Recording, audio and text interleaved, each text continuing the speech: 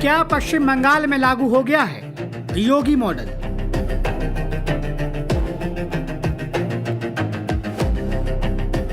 क्योंकि बंगाल में शुभेंदु अधिकारी के शपथ लेते ही योगी सरकार की तर्ज पर अब कोलकाता में भी अवैध निर्माण के खिलाफ सख्त कार्रवाई शुरू हो गई है।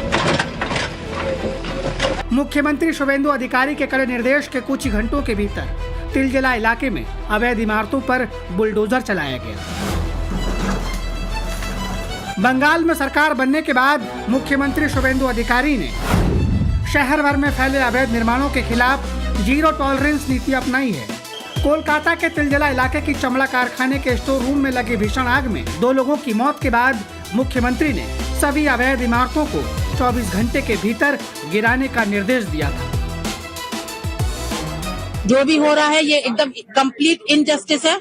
मेरा अपील है सीएम साहब से कि हमको 24 आवर्स का स्टे ऑर्डर दे, give us a chance to prove ourselves. अगर हम लोग गलत निकले तो यू टेक एक्शन, लेकिन हमको तो अपना बात रखने का टाइम देना पड़ेगा ना भाई। इतना प्रॉम्प्ट एक्शन लेने से तो कुछ नहीं हो सकता है।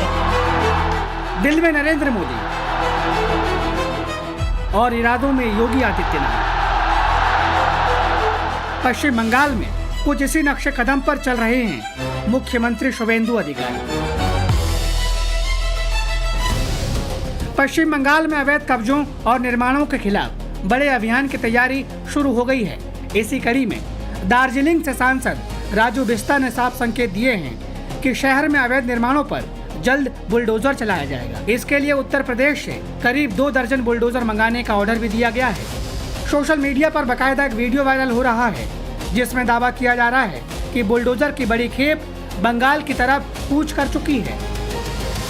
उसको पहले आइडेंटिफाई किया जा रहा है। आइडेंटिफाई करने के बाद मैं एडवांस में यूपी से 2 दर्जन जेसीबी मैं ऑर्डर दे चुका हूं। और मैं फिर कहना चाहता हूं, जिन्होंने भी इलीगल घर बना रखे हैं, कंस्ट्रक्शन कर रखा है, मॉल बना रखे हैं, सरकारी जमीन पे कब्जा कर रखा है, अपने से तुलवा लो, वो ज्यादा अच्छा होगा। क्योंकि जब जेसीबी तोड़ेगा तो और चीजों का भी नुकसान हो सकता है। इससे बचने के लिए आप खुद उसकी तोड़ाई कर लो, तोड़ के रख दो, मुझे लगता है वो ज्यादा उचित। पश्चिम बंगाल विधानसभा चुनाव के दौरान बीजेपी के नेताओं ने कई बार राज्य में योगी मॉडल लागू करने की बात कही थी। उत्तर प्रदेश में मुख्यमंत्री योगी आदित्यनाथ के कार्यकाल में अपराधियों और अवैध कब्जाधारकों के खिलाफ बुलडोजर कार्रवाई काफी चर्चा में रही है।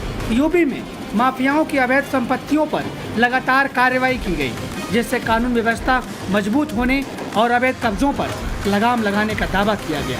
अब बंगाल में भी इसी तरह की सख्त प्रशासनिक कार्रवाई की शुरुआत को योगी मॉडल से जोड़कर देखा जा रहा है। हम सब लोग देख रहे हैं, लेकिन ये जो स्पेसिफिक जो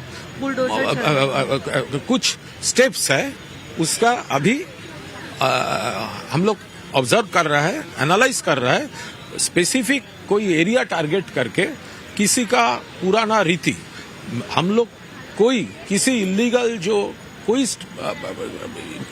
मैटर हम लोग सपोर्ट नहीं कर रहा है, लेकिन ऐसा भी नहीं होना चाहिए इंटेंशनली पर्टिकुलर एरिया टारगेट करके।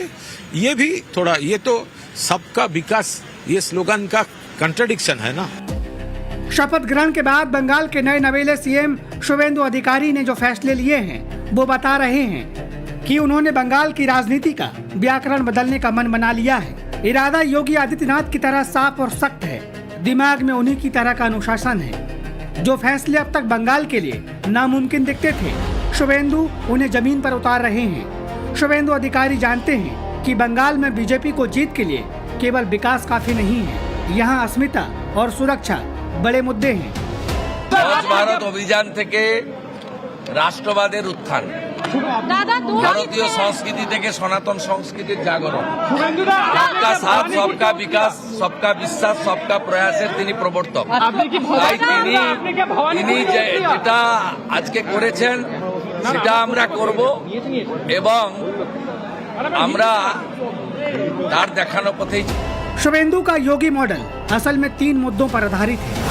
जीरो टॉलरेंस, अपराधियों और राजनीतिक हिंसा करने वालों के खिलाफ यूपी की तरह बिना किसी रियायत के कार्रवाई, घुसपैठ पर प्रहार, सीमावर्ती इलाकों में सख्त निगरानी और अवैध निवासियों की पहचान, सिंडिकेट राज का खात्मा, बंगाल में सक्रिय कोयला और बालू माफिया के खिलाफ बुलडोजर का इस्तेमाल।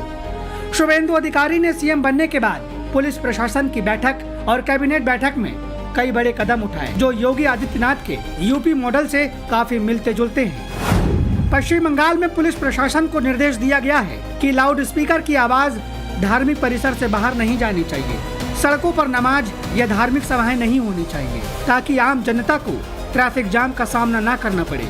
ये यूपी के लाउड स्पीकर रेगुलेशन की तरह है, जहां ना तो सड़क पर नमाज होती है और ना ही लाउड स्पीकर से तेज आवाज गूंजती है। सीएम योगी ने सत्ता संभालने के बाद यूपी के माफियाओं के गुनाहों का पूरा हिसाब लिया। ऐसा ही पश्चिम बंगाल में होने जा रहा है। शुभेंदु अधिकारी ने निर्देश दिया है कि 2021 और 2024 चुनाव के बाद दर्ज 1300 से अधिक मामलों की फाइलें खोली जाएंगी। जीडी यानी जनरल डायरी को एफआईआर में बदला जाएगा और दोषियों के खिलाफ सख्त एक्शन लिया जाएगा। अवैध हथियारों की रिकवरी और सांप्रदायिक हिंसा भड़काने वालों पर कार्रवाई होगी। बांग्लादेश बॉर्डर पर फेंसिंग को तेज करने के लिए 600 एकड़ जमीन 45 दिनों में बीएसएफ को सौंपने का आदेश दिया गया है। इससे पश्चिम बंगाल में अवैध घुसपैठियों पर लगाम लगेगी। ये यूपी के रोहिंग्या विरोधी और बीजेपी के नेशनल सुरक्षा एजेंडे से सीधा जुड़ा हुआ है, जो योगी के सख्त अवैध अप्रवासी विरोधी स्टैंड को दर्शाता है। देखिए ये बीजेपी का एजेंडा है। हम कहेंगे मानिकतला में बहुत इलीगल है, डनलप में है, इसी तरह चिड़िया मोड़ में है। जिधर देखेंगे इलीगल बिल्डिंग पहले से तोड़ो, पता चलेगा, वह थप्पड़ मिलेगा। मुसलमानों को इसमें डराया नहीं जा सकता।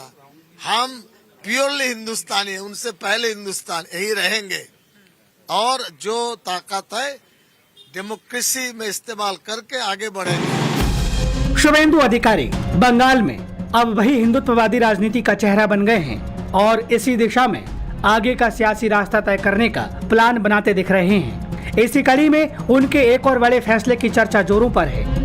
18 मई यही वो तारीख है जब से पश्चिम बंगाल के सरकारी स्कूलों में सुबह की प्रार्थना में वंदे मातरम गाना अनिवार्य हो जाएगा। इसका ऐलान खुद सीएम शुभेंदु अधिकारी ने किया है।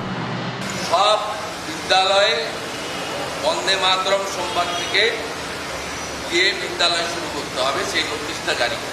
राष्ट्रीय गीत वंदे मातरम 1896 में पहली बार कोलकाता में रविंद्रनाथ टैगोर ने एक सार्वजनिक मंच पे गाया। लेकिन अब नई सरकार नए तेवर के साथ आ रही है और उनकी तरफ से साफ कर दिया गया है कि आने वाले दिनों में बंगाल के सरकारी स्कूलों में वंदे मातरम कक्षा से पहले शुरू होने से पहले गाया जाएगा। तमाम बच्चों को देख लीजिए। पहले आप ये सरकारी स्कूल के बच्चे हैं जो यहाँ मौजूद हैं और एक बड़ा दिन है और किस तरीके से लागू करेंगे? स्कूल पे राष्ट्रगीत हो गया तो एक साथ के हो गया तो टीचर्स स्टूडेंट एक साथ के हो गया राष्ट्रगीत। ये मैं जानना चाहता हूँ, अभी तक जो है वो आपका राज्य का जो गीत था बांग्ला, उसे सुबह के टाइम प्रेयर के दौरान गाया जाता था। अभी हमको तो टाइम नहीं मिलता था शुरुआत करने के लिए, लेकिन बाद में जब ऑर्डर मिला था हमको, हमने कोशिश की थे और स्टार्ट भी किया है।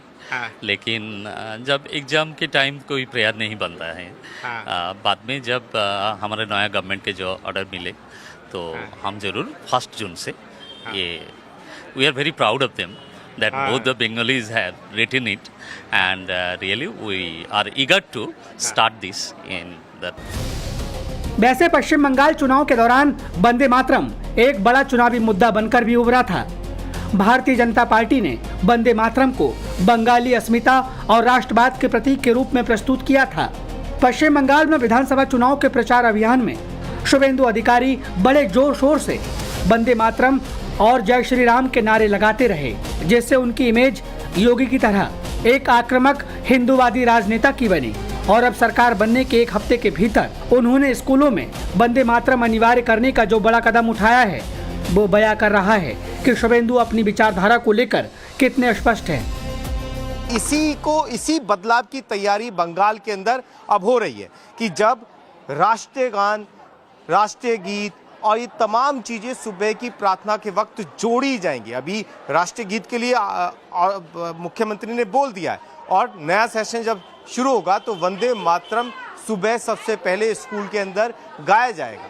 अभी तक बच्चों में ये आदतें नहीं थी।